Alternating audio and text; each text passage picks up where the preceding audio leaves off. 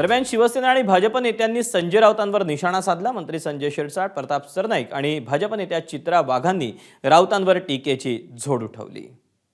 शिंदे कशाला बोलतील? शिंदेंचं त्यांचं जर एवढं शक्य असतं तर शिंदेने त्यांना अटकच होऊ दिली नसती। वर बोलू का मग मी करू का, कशासाठी करणार ते? मुळामध्ये ज्या आरोपामध्ये हा अटक झालेला आहे पत्राचाळ प्रकरणामध्ये, त्याच्यामध्ये केलेला गैरव्यवहार हा काही केलेला लपल्या जाणार नाहीये। आताही त्याची चौकशी चालून हे महाशय आता बेलवर बाहेर आहेत हे पहिले लक्षात घ्या।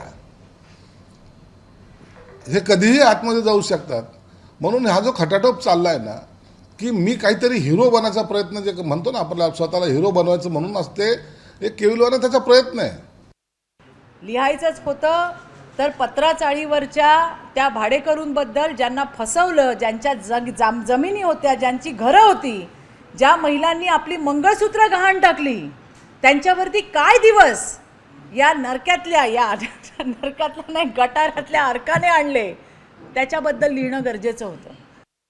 मी खरोखर त्यांचं कौतुक करतो की एखाद्या कुठल्याही प्रोडक्ट आहे त्या प्रोडक्टचं मार्केटिंग कसं करावं तर ते संजय राऊतांकडनं शिकावं। नरकात गेलेला माणूस एकदा स्वर्गात कशाला जाईल मला सांगा तुम्ही? ज्या वेळेस शिवसेना प्रमुख आदरणीय बाळासाहेबांचे विचारच सोडले, काँग्रेस आणि राष्ट्रवादी बरोबर आघाडी केली, जी आघाडी कुणालाही राज्यातल्या सर्वसामान्य शिवसैनिकांना मान्य नव्हती, तेव्हाच तुम्ही नरकात गेला होतात। काही गोष्टी राजकारणामध्ये ह्या घडत असतात। कोण कुणाला फोन करत असतो, आता तुम्ही कुणाला फोन केले आणि काय त्यांच्याशी बोललात, काही गोष्टी ज्या गुपित ठेवायच्या असतात तेच राहणार नाही।